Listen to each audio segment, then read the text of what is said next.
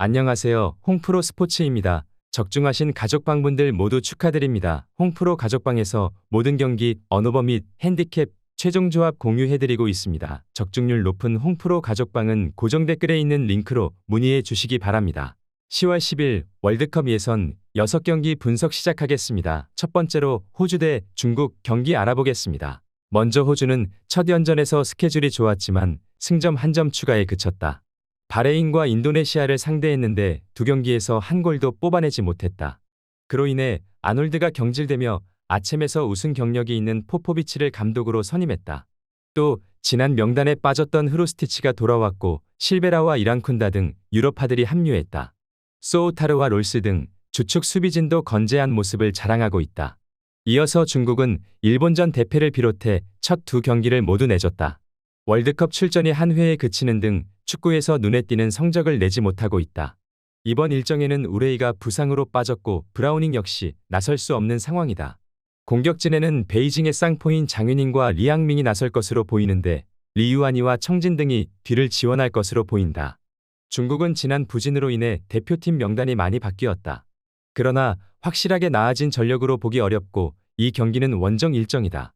흐루스티치와 오닐, 어빈 등이 측면과 중원을 오가며 기회를 만들 것이고 듀크가 기회를 놓치지 않을 호주가 승리할 수 있을 것으로 보인다.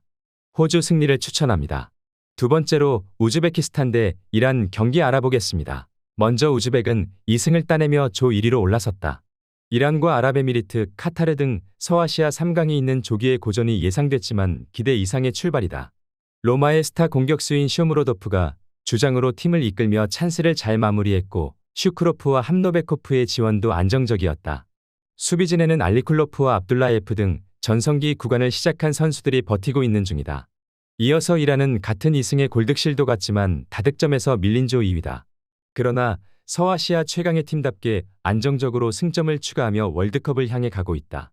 포르투를 떠나 합류한 타레미가 세리에 무대에서도 본인의 능력을 보여고 있고 주전 공격수인 아즈문과 중앙 미드필더 에자톨라이 등 코어 전력이 좋다. 자한바크시가 페예누르트와 계약이 끝난 이후 팀을 찾지 못해 정상 컨디션은 아니지만 골리자데를 비롯해 대체 자원은 충분하다. 이란이 원정에서 우즈벡 상대로 중원을 두텁게 하는 경기 운영을 할 것이 유력하다. 고도스와 에자톨라이 등이 중앙에 나서 상대의 공세를 저지하며 쉽게 분위기를 주지 않을 것이다. 그러나 홈팀 역시 알리클로프를 중심으로 이란의 침투를 저지할 것이기에 두 팀이 승부를 가리지 못할 것이다. 무승부를 추천합니다. 영상은 잘 보고 계신가요? 핸디, 언오버 및 최종 조합 공유받아 보실 수 있는 가족방 입장 방법 알려드리겠습니다. 첫 번째로 영상 하단의 댓글을 클릭해 주세요. 두 번째로 댓글에 링크를 클릭해 주세요. 마지막으로 채팅 참여하기 후 메시지 주시고 답장 기다려 주시면 됩니다. 나가기 하시면 가족방 입장 시켜드릴 수 없습니다. 언제든 편하게 문의 주시기 바랍니다. 세 번째로 요르단 대 대한민국 경기 알아보겠습니다. 먼저 요르단은 아시안컵에서 호성적을 낸 이후 아시아에서 꾸준하게 강호의 모습을 보여주고 있다. 9월 두 경기에서는 1승 1무를 기록하며 한국을 제치고 1위로 올라서기도 했다. 유럽에서 뛰는 선수는 없지만 A매치 22골의 알타마리를 비롯해 알리 오완과 알나이마트의 쓰리톱이 위력적이고 알마르디가 중원을 탄탄하게 지켜내고 있다. 한국 상대로는 아시안컵 준결승을 승리한 좋은 기억도 있다. 이어서 대한민국은 이번 일정에서 가장 확실한 옵션 없이 두 경기를 소화해야 한다. 대체 불가의 자원이자 팀의 주장인 손흥민이 토트넘에서 당한 부상 여파로 인해 이번 일정에 빠진다. 이강인이 파리에서 최근 제로톱으로 잘해주고 있는 점에 기대를 걸어야 하는데 오연규와 황희찬, 배준호 등이 그를 지원해야 한다. 한국은 정몽규 협회장과 홍명보 감독 등이 최근 있었던 청문회를 통해 질타를 당하는 등 경기 외적으로도 분위기가 좋지 않다. 김민재가 주장 완장을 찰 것으로 보이지만 손흥민의 공백도 있다. 그래도 황인범과 이재성 등이 중원을 지키며 최종 수비를 보호할 한국이 쉽게 주도권을 내주진 않을 것이다. 무승부를 추천합니다. 네 번째로 오만 대 쿠웨이트 경기 알아보겠습니다. 먼저 오만은 이라크와 한국 상대로 연패를 당했다. 해볼만한 조에 속했기에 내심 직행도 노렸는데 출발이 좋지 못하다. 그래도 이번 경기에는 한국전의 징계로 빠진 중앙 미드필더 알알라위가 돌아오는 풀핏의 전력이다. 알샤브이와 알야흐마디 등이 홈에서 공격적으로 경기에 임하며 승리에 도전한다. 이어서 쿠웨이트는 다시 돌아온 최종 예선 출발이 준수하다.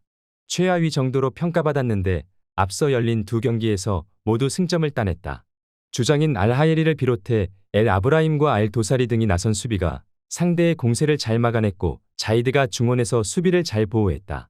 단 기대를 모은 베테랑 스트라이커 나세르를 비롯해 다음 등 공격진의 마무리가 아쉬운 모습이다. 쿠웨이트는 나세르가 이번 일정에서 그리 위력적인 모습을 보여주지 못하고 있다. 때문에 알알라위의 보호 아래 수비를 탄탄히 할 오만의 골문을 열기 어렵다. 홈의 이점을 살릴 것이고 알샤브이가 상대 측면을 휘저을 오만이 승리할 것이다. 오만 승리를 추천합니다. 영상은 잘 보고 계신가요?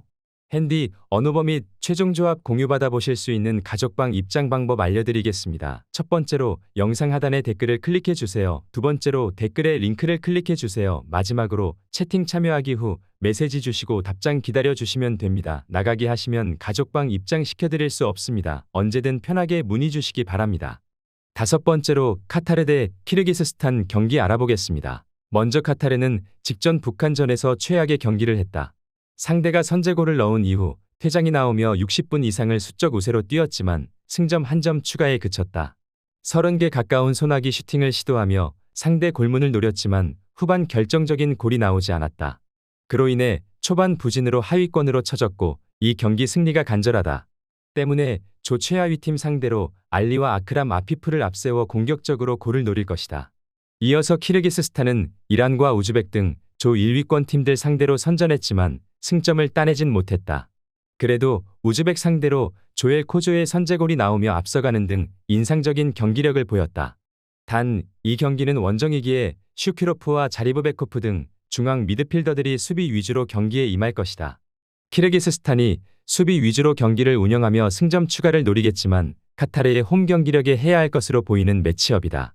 하템과 파테이가 점차 경기 주도권을 잡으며 경기를 운영할 것이고 아피프와 알리 등 아시아 최상위 레벨의 투톱이 해결할 카타르가 승리할 것이다. 카타르 승리를 추천합니다. 여섯 번째로 아랍에미리트 대 북한 경기 알아보겠습니다. 먼저 아랍에미리트는 2차전이 끝난 이후 조 3위에 위치해 있다. 그러나 카타르의 원정 승리를 따냈고 이란 상대로 밀리지 않는 등 충분한 경쟁력을 보여줬다. 21세의 신성인 하립 압델라와 주포인 알리 살레 등이 공격 상황에서 마무리가 좋았고 알아마디는 팀 수비의 중심을 잡아줬다. 아라인의 중원을 지키는 네이더는 대표팀에서도 공수의 연결고리 역할을 했다. 이어서 북한은 카타르 중립 경기에서 전반 퇴장이 나왔음에도 원더골로 동점을 만들며 패하지 않았다. 워낙 국제 무대에서 얼굴을 볼 수 없는 팀이기에 세리에서 뛰었던 한광성 정도를 제외하면 낯선 선수들이지만 특유의 활동량 넘치는 거친 압박은 인상적인 모습을 자랑했다.